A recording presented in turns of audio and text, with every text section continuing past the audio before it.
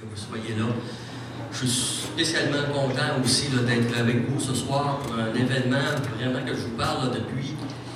Ça fait quand même 6-7 capsules que je fais à l'Église, où ce que c'est que les gens suivent, où ce que c'est qu'on parle de toutes sortes de choses d'Haïti. Vous savez, mon cœur est vraiment vers Dieu premièrement, et le peuple haïtien.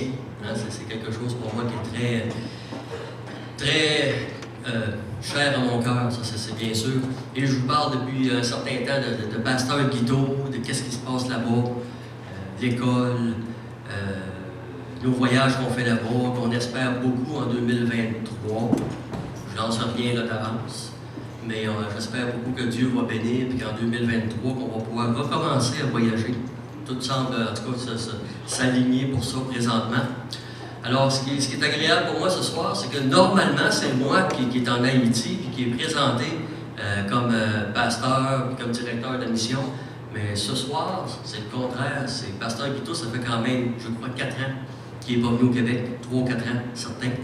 Alors, c'est moi ce soir là, qui a le privilège vraiment là, de vous le présenter pour ceux là, qui ne le connaissent pas. Pasteur Guito, Pierre, de son nom de famille. Aujourd'hui, je dois vous dire que c'est le pasteur de là-bas, mais je vous dirais que c'est plus un ami personnel à moi aussi. Depuis quelques années, on a développé quelque chose d'extraordinaire. Je lui parle, ou on s'envoie un mot minimum une fois par jour. Et bien souvent, le matin, quand je me lève, une des premières choses, après avoir fait des lectures, déjeuner, tout ça, la première chose que je fais, c'est qu'on s'envoie un mot. Qu'est-ce qui se passe en Haïti? Tout ce qui arrive là-bas. Et je vous ai habitué au travers de mes capsules de dire êtes-vous prêts pour du miraculeux, un miracle. Vous allez entendre ce soir vraiment là, quelque chose qui n'était pas, en tout cas pour ma part, qui n'était pas aligné. Dans ma vie, d'aller en Haïti, de devenir directeur d'une mission, ce n'était pas quelque chose que moi, j'avais préparé. Mais Dieu, bien souvent, Dieu nous attend à quelque part, et lui nous prépare des choses d'avance, comme nous les pratiquions. Alors, quelques années plus tard, depuis 2014, que je suis avec la mission Projet Haïti, quelques années plus tard, 7 ans plus tard, 8 ans plus tard, on est rendu là. Il y a des belles choses, puis sans tarder, je vais inviter mon frère, Pasteur Guito, à s'approcher, puis à parler de tout ce qu'il vit en Haïti. Merci. Merci.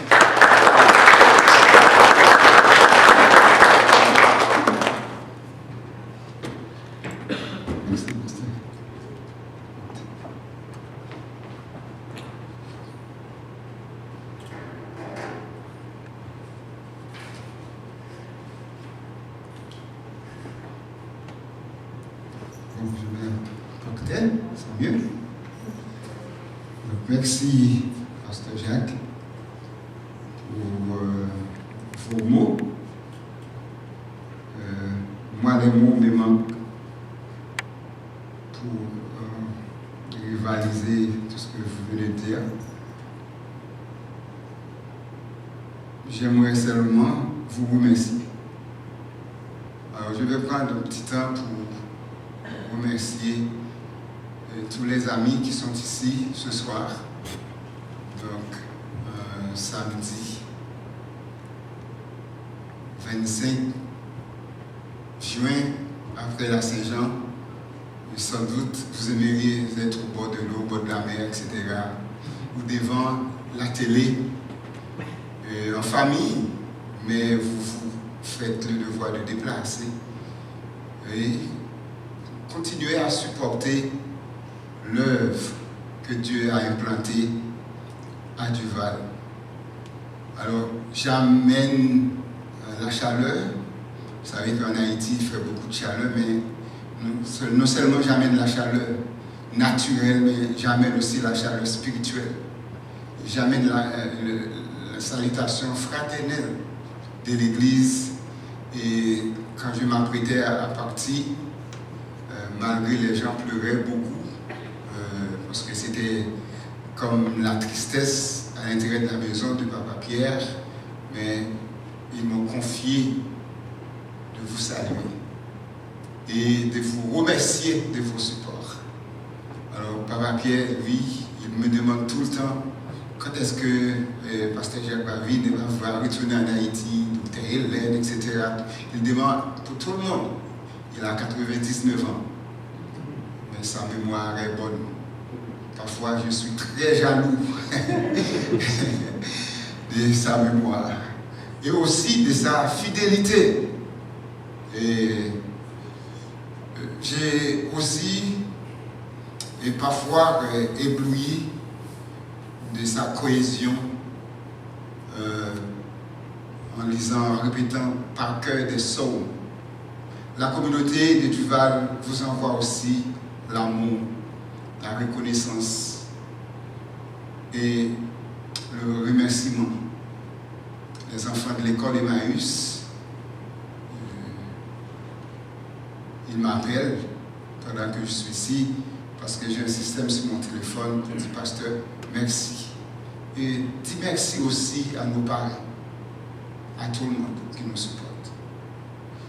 Alors ce soir, j'ai le cœur qui battait très fort parce que j'ai tellement de choses à dire. Et hier soir, j'ai rencontré Gaëtan, après que Alban a fini de nous parler. Gaëtan m'a dit, pasteur, je pense que tu as tellement de choses à dire. Pourquoi tu ne dis pas merci seulement aux gens et lire quelques versets et leur dire merci? Alors, le plus important pour moi, je vous dis merci. Okay? Et vous supportez une mission en Haïti. Il y en a parmi vous qui sont déjà allés en Haïti. Et vous allez par le biais de votre mission de lecteur, Pasteur Jacques, et j'aimerais remercier sa femme, ses enfants, qui l'ont permis de partir, d'aller. Et le temps que j'ai pris avec lui au téléphone tout le temps, et jaser, partager. Donc, un grand merci à vous. Et vous qui étiez en Haïti, pour la première fois, je ne vais pas citer des noms, mais je le transmets à votre directeur de mission et je sais que vous êtes ici et vous le recevez.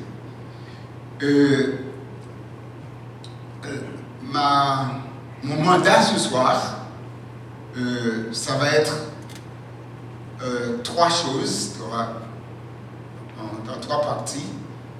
Premièrement, vous présenter la mission, sa genèse, la genèse de la mission. Et vous savez tout ce qui était arrivé là. Je pense que vous attendez à un court résumé où vous parlez de ce qui m'était arrivé avec des agresseurs en Haïti dans le cadre de ma mission. Et on va conclure avec un mot d'encouragement. La mission Centre Chrétien Bellevue de la Montagne, MCCBM. Alors si je fais un retour, qu'est-ce que je vais faire? Ok, c'est fini.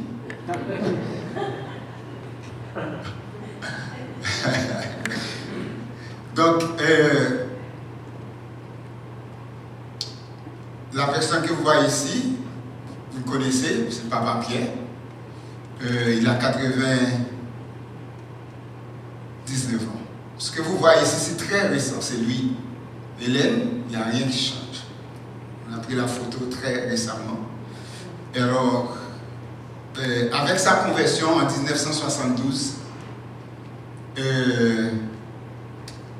j'ai mis un petit mot et ça a provoqué vraiment un changement majeur dans la communauté de Duval et sa participation aussi en 1975 quand il a créé l'œuvre qu'on appelle Église MCCBM de Duval.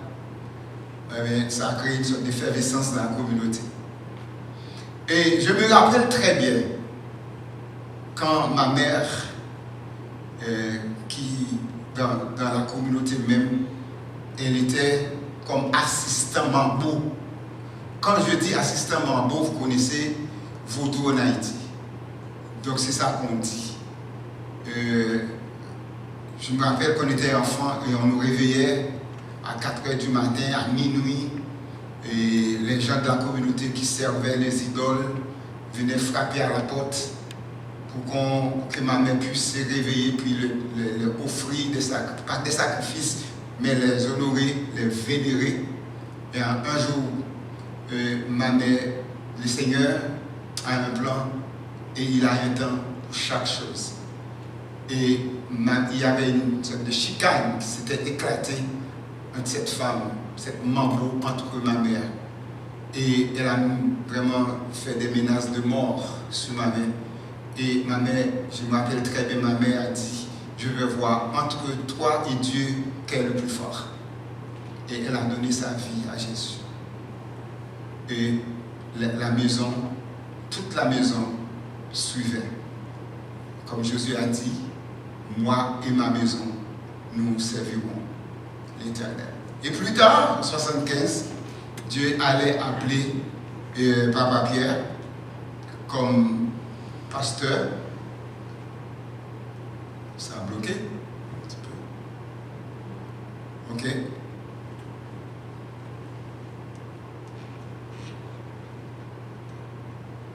C'est la deuxième? Oui. Ok. Pierre avait 7 sœurs et 3 frères. Et cousins, cousines, nièces, neveux, etc. Parce que mon père, quand il a donné sa vie à Jésus, les gens disaient, mais vous nous abandonnez. Et quand vous avez brûlé la maison des idoles, etc., est-ce que vous allez comme laisser les démons venir nous attaquer? Chose dite, chose faite. Ils ont été tous attaqués, mais pour le bien de l'évangile. Vous savez, quand ils sont tombés malades, ils se sont tous rendus dans la maison et Papa Pierre priait avec eux, chassait les démons, etc. Donc, ils abandonnaient les lois de vaudou pour donner leur vie à Jésus. C'est ça que les gens de la communauté y font. Alors, on continue. Alors, ce que vous voyez ici, c'est l'église vers l'année 70.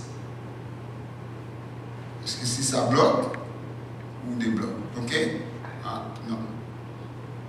Ici, c'est en 2000, quand le bâtiment de l'église a grandi, l'église a grandi pour accueillir tous les enfants du village qui venaient à l'école. Alors c'était ça la mission a grandi. Les gens se donnaient leur vie à Jésus. Boum, la lumière de l'évangile, l'évangélisation, et c'est ce qui s'était passé. Donc, ce qui passait dans la communauté dépassait notre entendement. Alors, ici, après le tremblement de terre, c'est mon téléphone qui sonne, je me suis désolé. Après le tremblement de terre, de 12 janvier 2010, quand j'étais à Georgia, je rendais en Haïti. Et ce qui me frappait, c'était comme Néhémie, Esdras, etc. Je faisais le constat et je voyais cette ruine. Et ça m'a brisé le cœur. Et la fille ici s'appelle Laurette. Et elle était en train de lire la parole de Dieu dans ça. Et moi, j'ai constaté ce qui s'était passé. Et j'ai rentré là et prié le Seigneur. C'est tout ce qui s'était passé. Destruction du bâtiment de l'église. Il n'y a rien qui restait. J'aimerais vous mettre un petit peu parenthèse là, la vision prophétique. Je vais retourner un petit peu à mon père. Mon père était le dernier et le 7e de la famille. Alors, le dernier enfant de la famille. Et mon grand-père était aveugle. Mon grand-père aussi était un prêtre vaudou.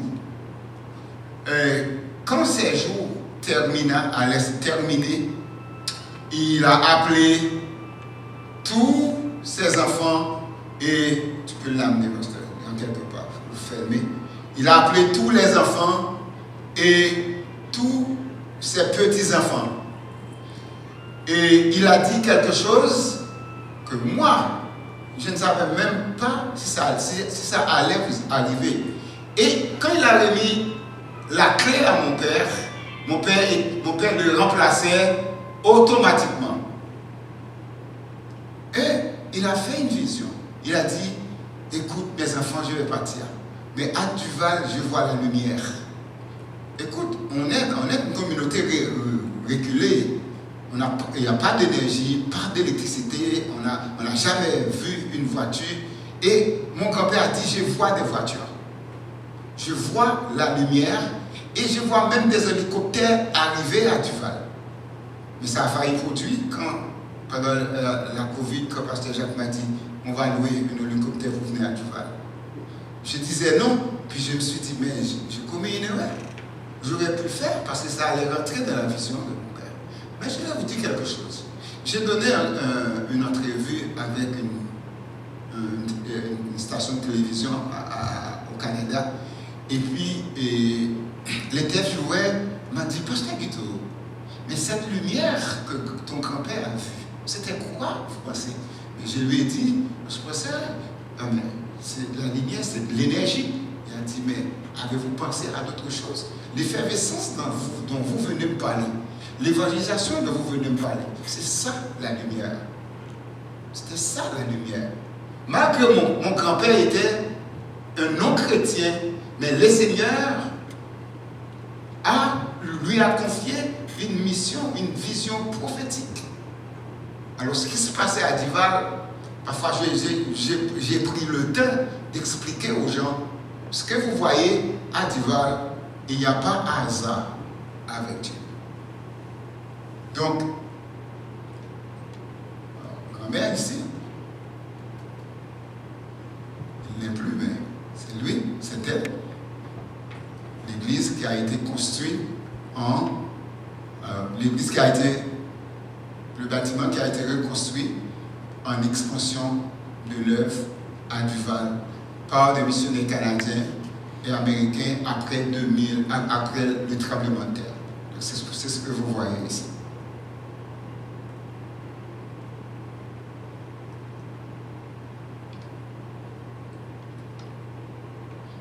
Alors l'assemblée, c'est une photo qui est un peu noire, mais vous voyez quand même. Bon. L'expansion de l'œuvre missionnaire. Alors, aujourd'hui, dans la mission, on compte environ 7 églises affiliées.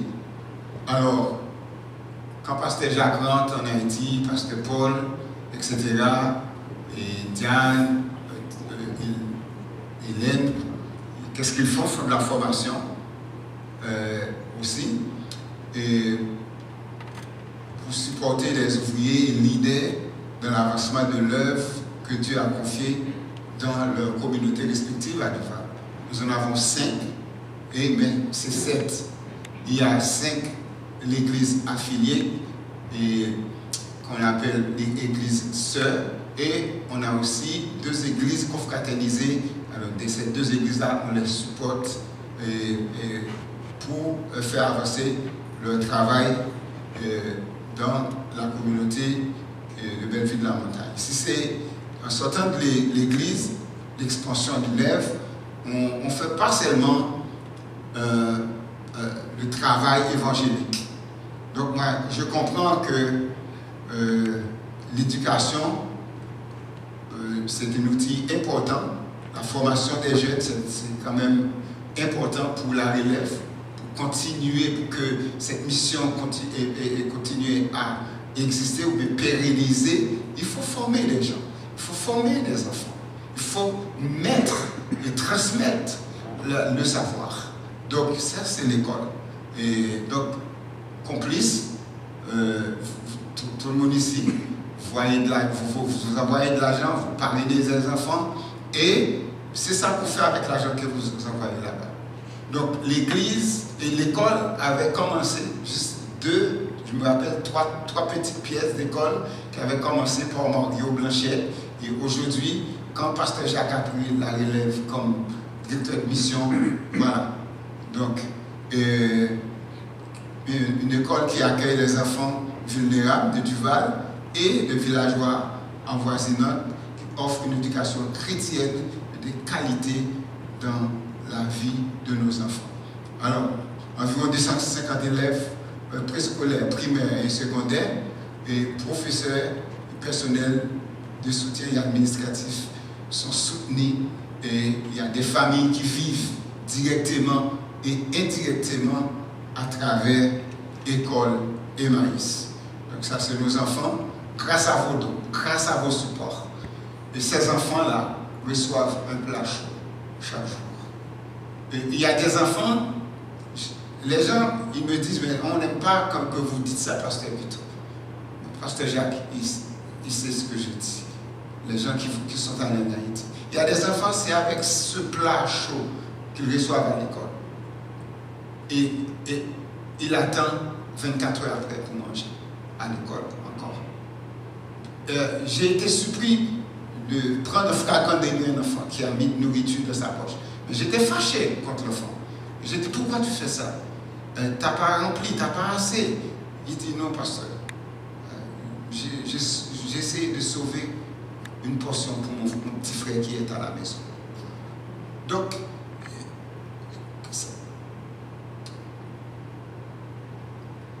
c'était vraiment touchant. Et j'ai demandé à Boss Primaire d'arranger un plat pour cet enfant-là, pour qu'il puisse amener à la maison. Donc, le travail que vous faites,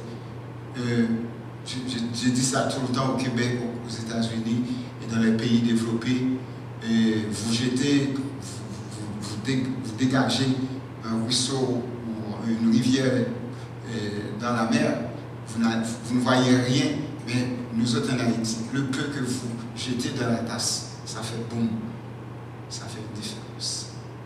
Alors, c'est ça. Grâce à vos dons aussi, les parents qui parrainent des enfants. Vous voyez, le sourire, quand on envoie un cadeau, j'ai oublié, je sais que vous aimez voir ta fille. Mais écoute, si la marraine ou le parrain, ici c'est ça, le plan parrainage. Donc quand on donne un cadeau à un enfant, nos enfants ne sont pas gâtés comme vos enfants à Noël.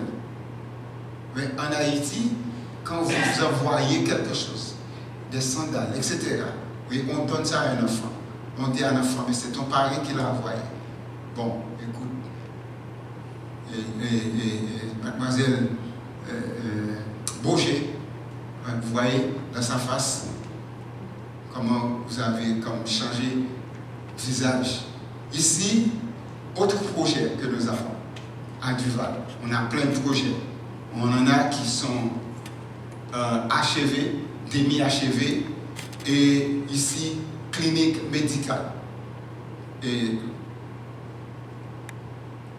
en Haïti, là où on est à Duval, quand quelqu'un fait une crise cardiaque, le temps qu'on arrive avec cette personne à faire maths, quand on arrive, le constat, elle est morte.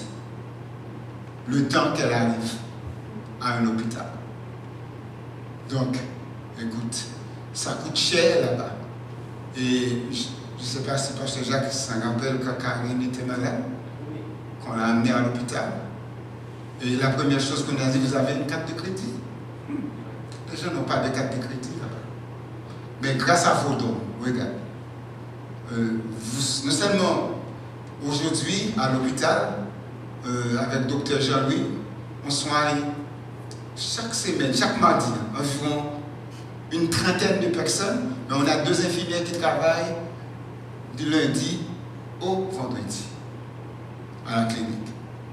Donc, autre projet, agriculture et élevage, on a des œufs, on fait l'élevage des œufs et des poules pour, dernièrement on donne des œufs, on veut donner de calories à nos enfants, et projet eau potable. je ne sais pas. Est-ce que ça vous dit quelque chose? L'eau. On parle de l'eau potable à Duval aujourd'hui. Quand je suis arrivé à Duval en 2010, la première chose, alors je sais que vous me chronométrez, ça va m'aider. Et vous me direz, donc quand je suis arrivé à Duval, il y a deux choses qui m'ont attiré l'attention. L'eau. Waouh! Et ça m'a fait comme boum! Je dis, mais une remise en question, est-ce que je vais rester ou non? Parce qu'ici, on ouvre l'eau mineure, on boit de l'eau propre, mais là-bas, non. Et les gens doivent descendre dans le ravin.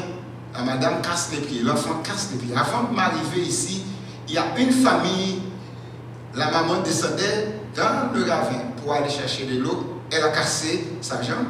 Sa fille descendait, sa fille a cassé la jambe. Et cette fille-là ne pouvait même pas composer pour le dernier contrôle. Mais pendant, boum, tout ça arrive. Aujourd'hui, on a creusé le puits grâce à vos supports. On a un puits à 422 pieds. Donc, on a de l'eau potable pour la communauté. Et PCF, en solidarité, c'est un programme qu'on appelle programme préventif en santé et en éducation familiale qui évolue en solidarité, ce qu'on appelle coop. C'était juste PCF. Mais aujourd'hui, on a compris que l'on veut une communauté pas indépendante, parce qu'on ne peut pas économiquement indépendant, mais qui fait des efforts. Qu'est-ce qu'on fait? On a créé ce coop de solidarité. Et on fait investir un peu d'argent dans les familles pour faire une petite commerce. Comme ça, la maman et le monsieur n'allaient pas dépendre de la communauté ou de nous comme leaders. On essaie, mais aujourd'hui, on est arrivé à 90 environ. Tu comprends? Donc, on fait essayer de rouler un petit peu de business dans la communauté.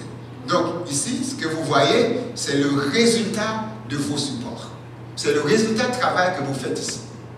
Qu'est-ce que j'ai fait? Je me suis dit, non, on ne peut pas faire ça comme ça. À l'école, on engage des jeunes et dans un programme qui s'appelle programme PSPS, programme soutien postsecondaire. Et j'ai dit aux jeunes, l'argent qu'on paie, qu'on te donne à l'école, ouais, qu'est-ce qu'on fait? On fait un plan.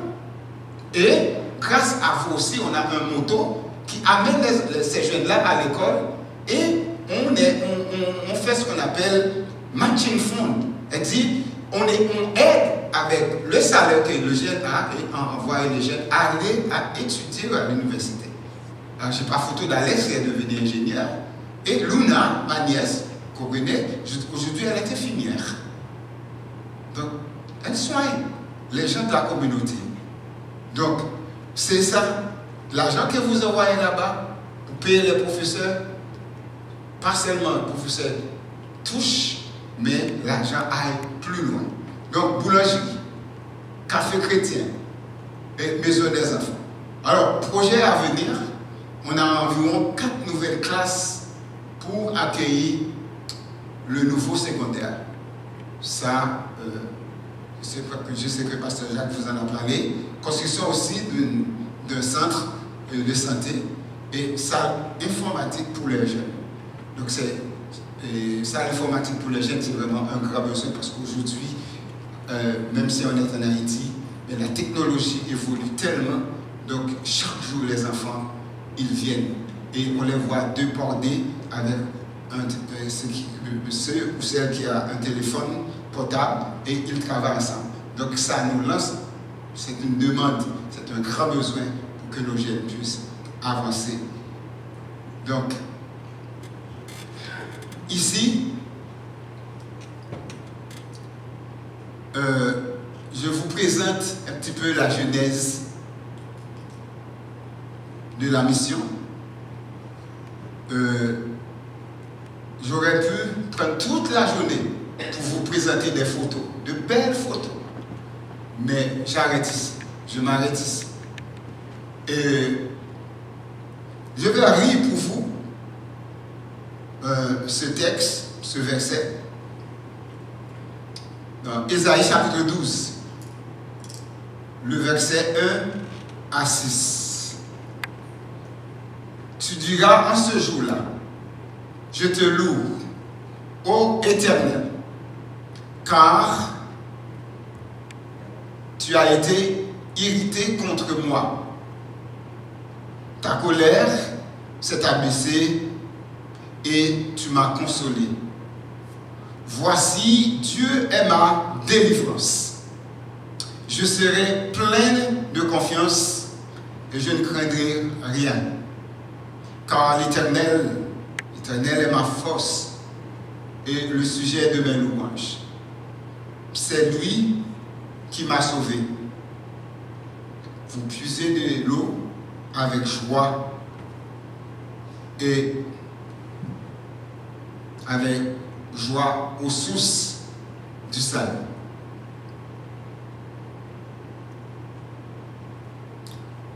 Néhémie chapitre 8, verset 10.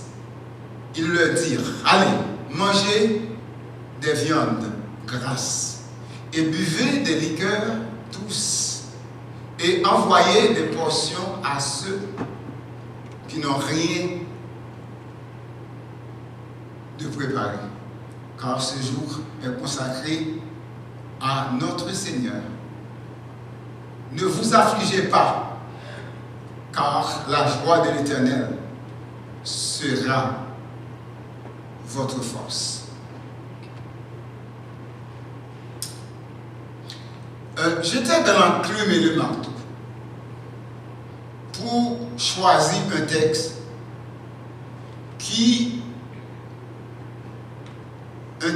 ou quoi dire pour m'encourager moi-même et vous encourager. Parce que Nathalie Charret m'a posé cette question. Elle m'a dit, Pasteur Guito, ce qui vous était arrivé vous amène-t-il à une remise en question? Vous étiez au Québec depuis près de 22 ans.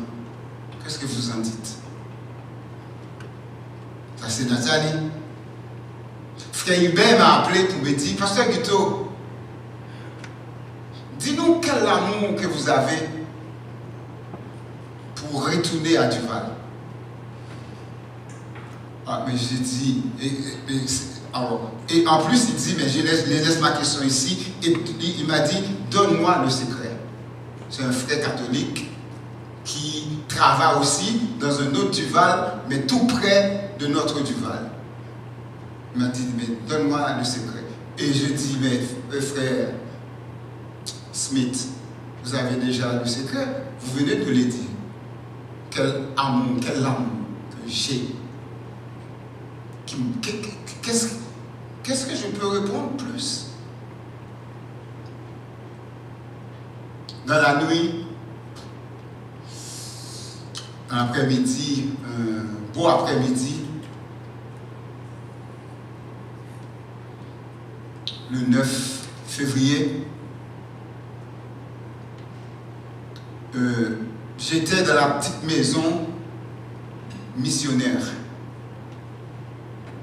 en bas, pour les gens qui connaissent Pasteur Jacques, et c'était là que j'étais.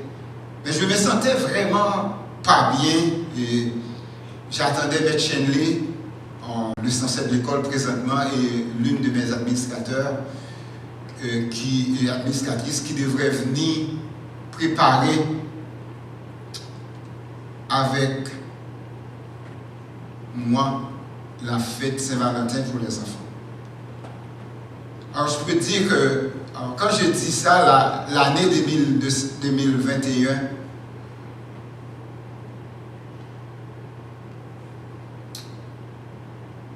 nous a amené vraiment de grands bouleversements et des moments très pénibles. Au début de l'année 2022, mon pasteur, mon cousin Gérald Beaubrun, l'un des fondateurs de l'œuvre, a été décédé et je n'ai pas pu assister à ses funérailles à cause du coronavirus. Le 5 décembre, Maman Pierre a décédé, donc après vraiment une longue maladie. Et il y avait plusieurs d'autres décès dans ma famille. Alors, toutes ces affaires venaient déjà me perturber la vie. Et pendant que j'essayais de relever la tête, donc c'est là qu'on était venu m'enlever de ma maison. Vers 3 heures de l'après-midi. On est habité sur un carreau de terre, la mission, et toute la mission était barricadée par des hommes lourdement armés. Donc,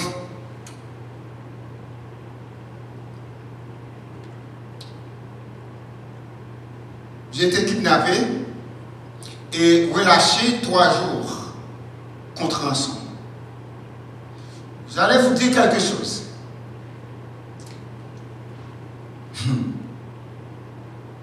J'étais prévu que cela allait arriver. Parce que non seulement quelqu'un était venu m'annoncer, et des gens me demandaient de se cacher, mais il y avait 3 choses que je disais aux gens, je ne peux pas. Donc je restais là comme Jésus dans le jardin de Gethsémane, avec cette angoisse, et je m'attendais qu'est-ce qui allait arriver, parce que si j'ai caché parce que la loupe était déjà sur moi, le signal était là, j'étais le cible. Si j'ai laissé la communauté, j'allais retourner pour venir enseigner l'anglais et faire ma pastorale sociale à l'école. Donc je dis, Seigneur, je ne peux pas. Si les gens venaient et ils ne me trouvaient pas, il allait terroriser. Alors, pas terroriser, mais il va me surveiller, et que quand je suis à l'école, ils vont venir quand même m'enlever, peut-être au milieu de l'école. Je dis non, je ne vais pas abandonner comme ça. Ça, c'est première possibilité. Deuxième possibilité, s'ils venaient à la maison, je ne suis pas là, et ils vont kidnapper n'importe quel membre de ma famille. Papa Pierre, Luna ou n'importe. Alors, je me suis dit, en tant que berger, leader de la communauté, je ne peux pas abandonner mes responsabilités, parce que si je le fais et les gens venaient, ils ne me trouvaient pas, j'ai placé tout le monde à risque. Alors, comme ça, il était venu, mercredi 9, dans l'après-midi, ils ont emporté de la maison. Non seulement il m'a enlevé, mais aujourd'hui, je ne peux même pas communiquer avec le reste, parce qu'après 10 ans de compilation, d'informations, ils ont parti avec 4 ordinateurs et on n'a rien aujourd'hui. Mais c'est correct. Mais je n'ai pas été tué. Je suis encore vivant en face de vous pour parler. Je dis Seigneur merci. Je vais récompiler les informations. Donc, ils ont terrorisé Betchanlé qui était là et la fille qui était dans la maison, et Mima, mon adjointe, et plusieurs autres enfants qui étaient dans la maison de Papa Pierre. Je vais vous dire quelque chose que moi, je n'avais pas le courage de faire. Papa Pierre a sorti son arme qui est une sorte de machette et il a dit, mais bandit que vous êtes, qu'est-ce que vous faites dans ma maison? Papa Pierre a dit ça. Et Luna a dit, non Papa Pierre, il ne faut pas parler comme ça. il l'a rentré en dessous d'un lit et il avait la vie sauve. C'est un homme brave. Alors, entre autres, tous les membres de la famille et les autres personnes qui sont dans la mission d'une façon régulière étaient là aussi, dans la maison. Nous étions en train de, comme je vous ai dit, planifier des événements. Alors, c'est un enfant de la mission, Benji, en courant, qui disait « Sauvez-vous, il y a des bandits qui arrivent ». Et pendant que Luna se sauvait, les autres se sauvaient, et moi j'étais m'apprêté à courir, il dit non, toi si tu cours, on va te tirer une balle dans le dos. Donc je me laissais faire. Donc, tout ce qu'ils voulaient, c'était moi. Ils m'ont frappé et ils m'ont amené dans un endroit, je ne sais pas, un dépôt, m'ont cagoulé et je suis arrivé là la nuit. J'ai passé la nuit là-dedans, plein de poussière avec des bestioles. Et le lendemain, quelqu'un était venu frapper à la porte et me donner le téléphone. Il dit, Hippolyte, ton frère a un téléphone. Il va négocier ta tête. Alors, c'est ça.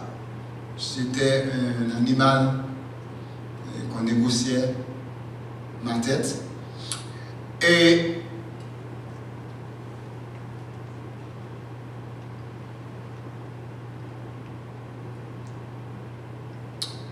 dans la route, en descendant, j'ai entendu, je pensais, c'était vraiment un kidnapping, mais c'était un enlèvement, je pensais ça, et j'ai entendu qu'il demandait au chauffeur comment se passe toute chose. Le chauffeur a dit la mission accomplie. L'endroit où il m'était était très sale.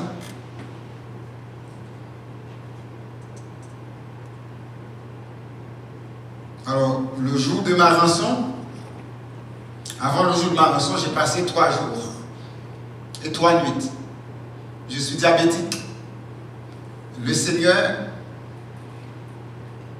a changé mon système de santé.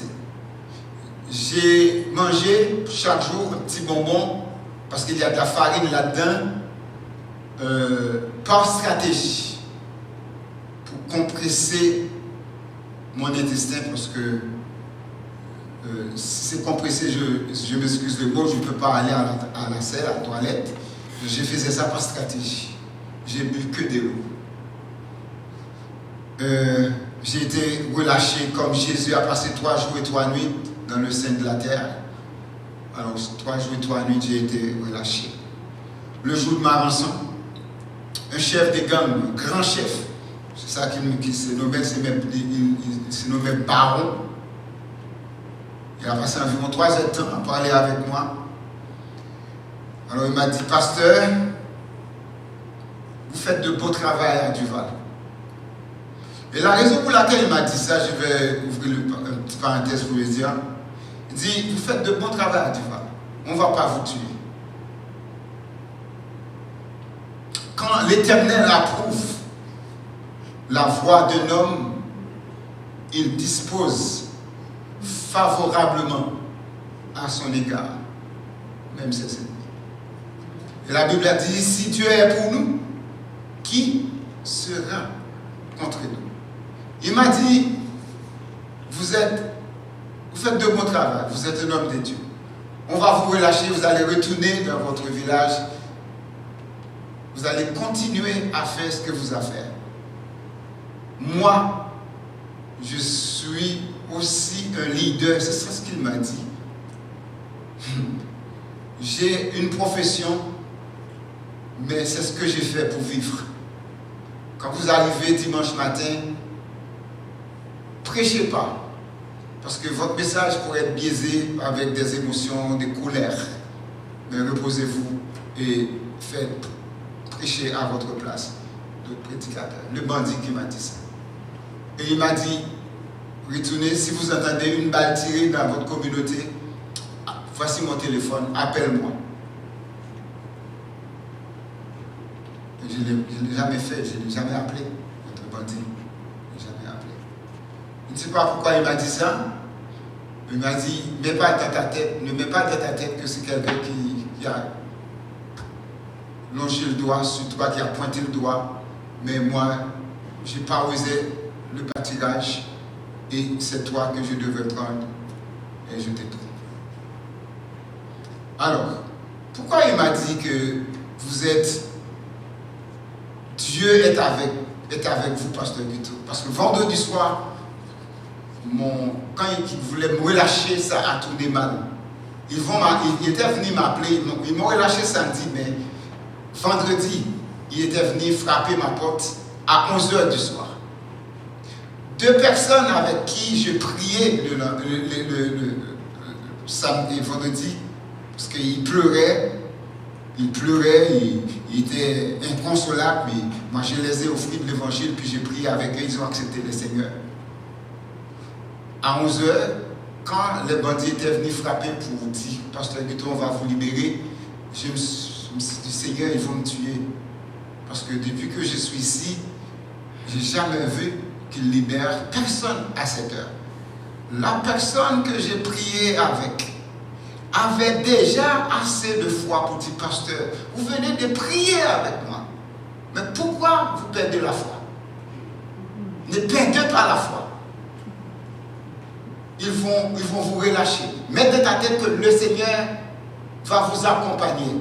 Effectivement, en arrivant à l'endroit où il devrait me relâcher, le gars qui avait amené la rançon, c'était un étranger qui n'avait rien avec moi. Il s'obstinait avec les bandits et en s'obstinant, les bandits lui dépensaient. Les bandits ne le connaissaient pas, il ne connaissait pas les bandits lui demandaient de déplacer, etc. Bagarre, finalement il a déplacé. Et les bandits a dit, oh, c'est ce que votre frère a fait. Et plus bas, il y avait un backup police. Et les bandits ont dit, mais écoute, on t'a dit de dire à votre famille de ne pas amener la police, mais pourquoi ils ont amené un backup? Et où est la personne qui devrait nous donner la leçon? Il m'a dit, on va pas vous tuer, mais on va vous rekidnapper. Et l'argent de la nation va être doublé. Puis il me reconduisait dans la cellule.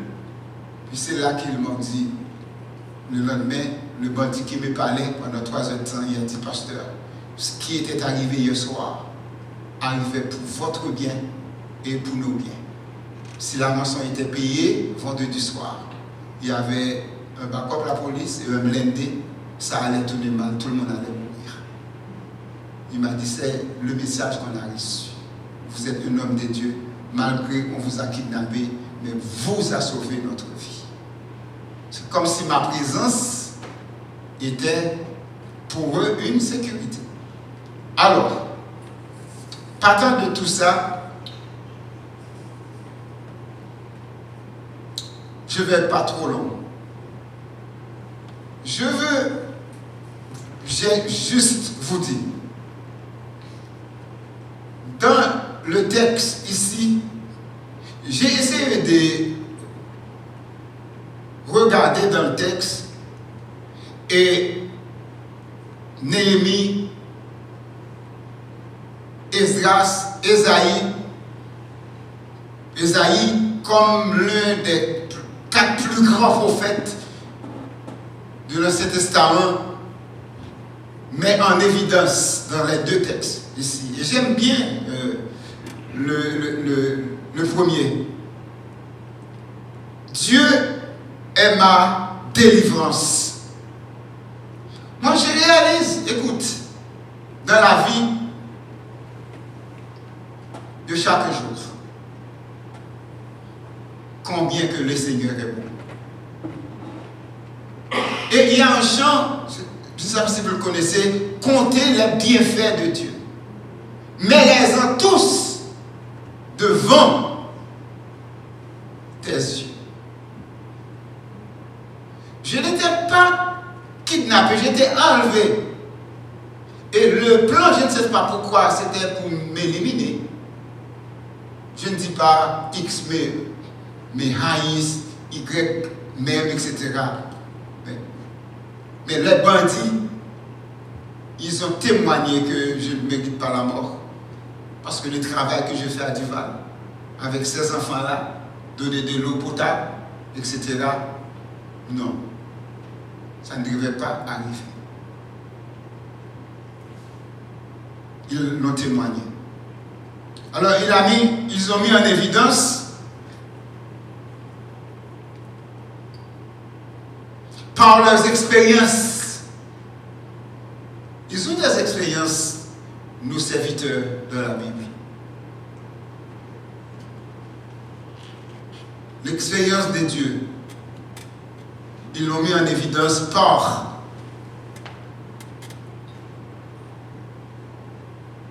la haute protection de Dieu.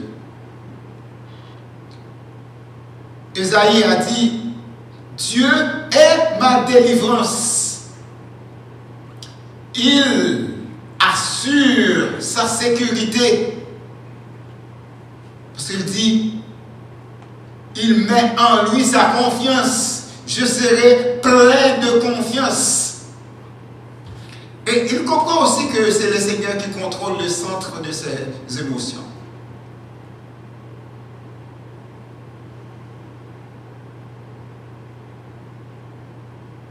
C'est lui qui nous donne de la vigueur dans nos faiblesses. Parce qu'il dit, il est notre force. Il est la source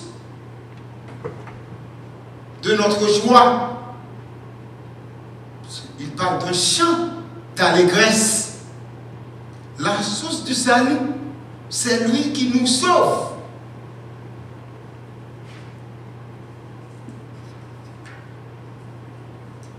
Je réalise le jour où j'ai été en dedans. Il n'y avait rien qui m'a gardé en dedans que la joie du Seigneur. La Bible dit, la joie du Seigneur est ma force. La joie du Seigneur est ma force. La joie, c'est une attitude produite par le Saint-Esprit quand nous sommes nés de nouveau. C'est le fruit de l'esprit. C'est un fruit de l'esprit, la joie. Alors, je regardais ici, dans mon texte, qu'est-ce que l'ennemi a essayé de faire? Dès que l'un ennemi enlève votre joie, dès que vous perdez votre sourire, c'est la tristesse qui vous envahisse. Et l'ennemi, il sait dès qu'il enlève votre joie. Et quand j'étais là, dans la cellule, j'ai failli perdre ma joie. À un moment de la durée, je l'ai perdu. Je l'ai perdu. Et qu'est-ce que ça fait? Alors quand l'ennemi cherche à enlever votre joie, il cherche à contrôler votre vie par la peur. À un moment de la durée, j'ai eu peur. Je pensais que j'allais mourir. Et à chaque fois, un sentiment négatif rentrait dans ma vie. J'ai failli comme tomber dans la dépression. Et je demande au Seigneur de me donner la force. Et cette force vient de notre joie. J'ai gardé le sourire là en dedans. Parce que quand ils m'ont relâché, j'étais allé, l'ambassade du Canada avait envoyé une ambulance me chercher. Puis le médecin a dit, mais monsieur Pierre, qu'est-ce que vous faites pour être en forme? Votre cycle est correct, vous ne faites pas de tension, qu'est-ce que vous faites? Je dis, le Seigneur a pris soin de moi. Il est ma délivrance. Il est ma sécurité. Il est votre sécurité. Il est votre délivrance. Je ne sais pas qu'est-ce que vous vivez aujourd'hui, mais le Seigneur est votre délivrance. Alors, qu'est-ce que l'ennemi il fait? J'essaie de regarder. La parole de Dieu nous dit, il déclare, la joie du Seigneur est ma force, et c'est pourquoi l'ennemi cherche à nous la voler. Et il essaie de nous maintenir dans un état de tristesse et de fatigue. Fatigue psychologique, spirituelle, physique, émotionnelle. Il essaie de détruire notre famille, détruire notre communauté. Car sans la joie, nous n'avons aucune force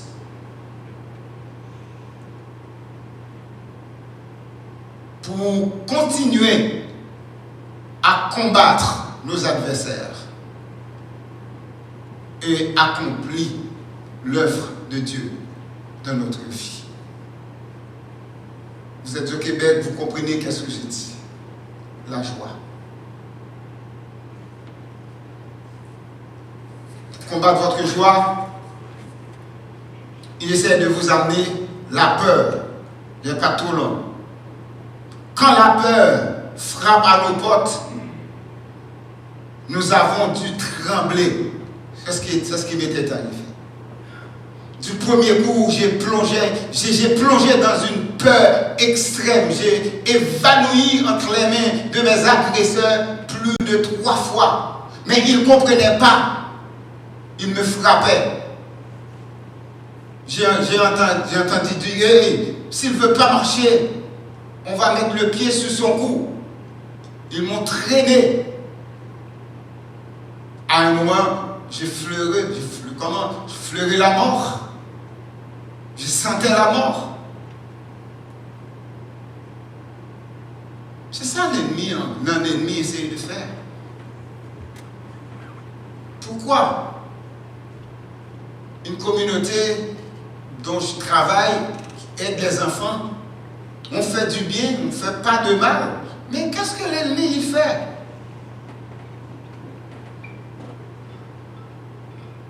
Quand il frappe, c'est pour nous inquiéter, pour amener de l'angoisse, de l'épreuve. Il veut nous effrayer, il veut nous paniquer, il veut nous torturer. J'ai entendu quelqu'un disait à Hippolyte, si vous n'amenez pas l'argent, on va vous brûler avec l'huile de caoutchouc. J'ai tremblé. J'ai dit, Seigneur, est-ce que tu es là dans tout ça? J'ai confiance en toi. Mais je n'ai jamais perdu la foi. Jamais. C'est ça l'ennemi, il fait. Par conséquent, nous concluons que la confiance procède de la foi. Et par la foi, nous percevons la victoire que le Seigneur il établit pour nous en Jésus-Christ. Alors, nous sommes tous ici, nous avons nos lots. Les Haïtiens ont leur lot, Amérique du Nord ont leur lot. Chacun de nous ici a besoin de la joie, a besoin de la force de Dieu pour continuer. Nous avons besoin de la foi.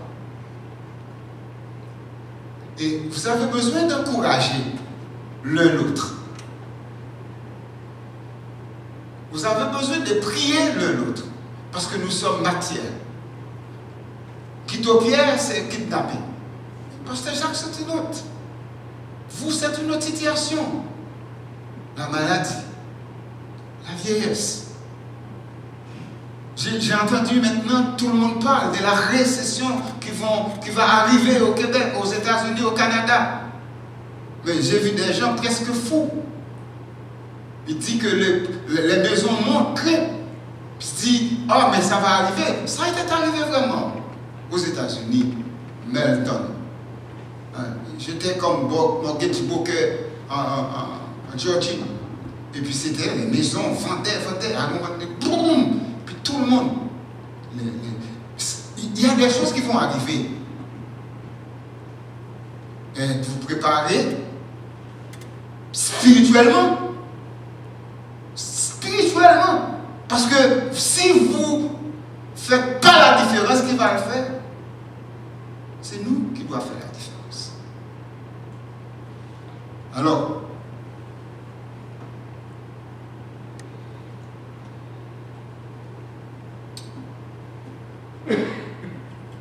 je vais vous laisser avec quelques versets. Comme je vous ai dit, ma situation, mes mains sont pleines. Et je vais le raconter encore. Peut-être la même histoire ou dans un autre contexte différent.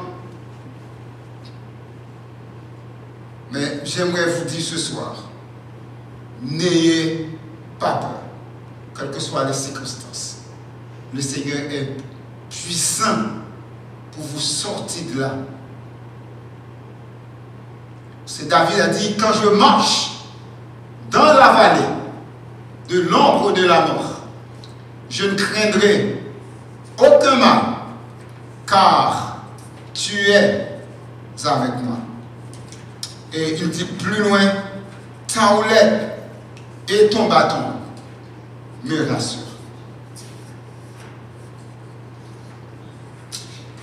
Dans ma cellule, je lisais ce verset et plusieurs autres. Je vais le lire pour vous. Et je vous conseille de les lire à la maison. Nous sommes pressés. Paul n'a pas dit pressés par. Il n'a pas mis le doigt, mais nous sommes pressés par nos bobos. Chaque de nous a un bobo. Nous sommes pressés.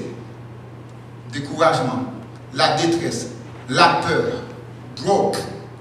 Quand je dis broke, raseur, manque d'argent, tout ça va arriver.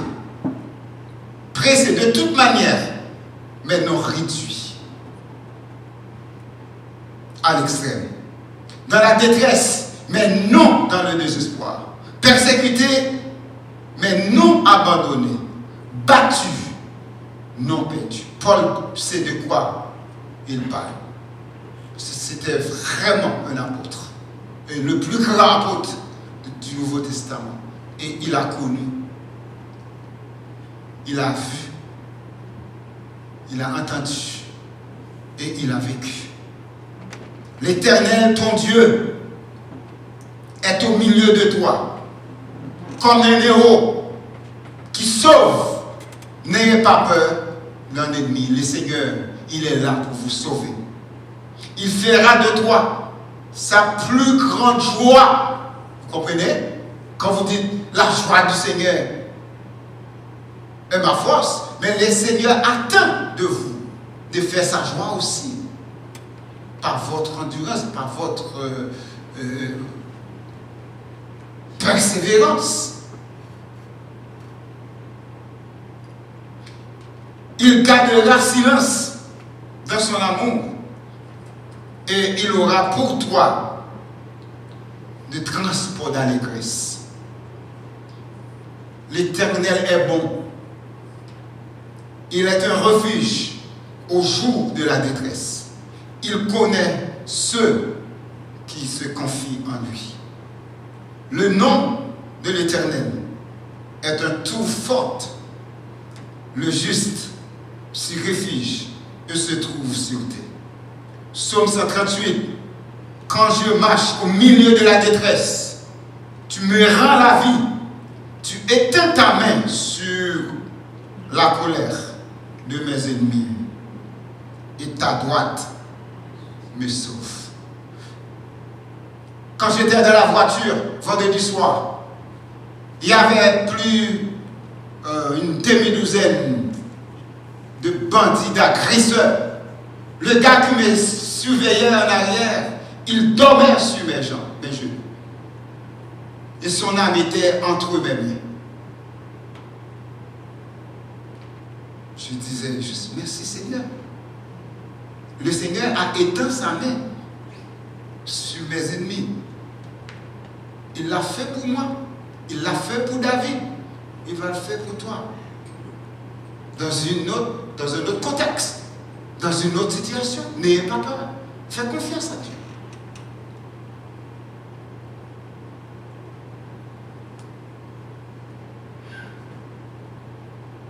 David a dit que 1000 tombent à ton côté. Et mon père, on dirait qu'il pensait qu'on allait me kidnapper. Chaque soir qu'il priait pour moi, ou avec moi, nous récitons par cœur le psaume 91, que 1000 tombent à ton côté et 10 000 à ta droite. Tu ne seras pas atteint. De tes yeux seulement tu verras et tu regarderas la rétribution des méchants. Je vais vous laisser avec ce verset. Si tu traverses les eaux, et ça, le Seigneur, il vous a donné cette promesse. Je serai avec toi. Et les fleuves, ils ne te submergeront point. Si tu marches dans le feu, tu ne brûleras pas. Et la flamme ne t'embrasera pas. Que le Seigneur vous bénisse. Merci pour votre écoute.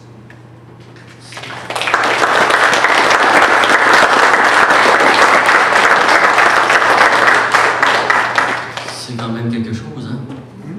C'est un autre, quand on est en Haïti, c'est vraiment quelque chose d'autre. C'est d'autres choses qu'on entend. Qu'est-ce que Guido a vécu. Moi, je l'ai vécu de mon côté. Je voulais le partager aussi. Puis, je m'aperçois quand même que les capsules que j'ai faites sur son enlèvement, ça reflétait vraiment ce qu'il nous a dit ce soir. Alors, merci beaucoup, Pasteur Guido. Que Dieu vous garde. Si vous voulez, on va juste terminer par une prière. Seigneur, merci ce soir pour Guido, Seigneur, qui a parlé de ce qu'il a vécu. Mais Seigneur, on voit au travers de ça la joie. Et Seigneur, peu importe ce qui arrive, peu importe ce qui va arriver, oui, c'est vrai, Seigneur, que tu es là, tu es puissant. Tu es celui, Seigneur, qui veille. Tu es celui qui garde. Tu gardes, Seigneur, ton Église comme ton épouse, comme on voit dans ta parole. Seigneur, merci pour ce temps. Merci pour ce mot de confiance. Oui, que ton peuple, Seigneur, puisse se tourner vers toi et qu'on puisse aider, Seigneur, ceux qui sont dans le besoin. Il y en a beaucoup, on le sait. Alors, merci parce que tu es là et que tu es tout puissant. Dans le précieux nom de Jésus. Amen. Amen. Merci beaucoup, frères et sœurs, de vous avoir déplacés ce soir, d'avoir été là avec nous. Et à demain. À demain.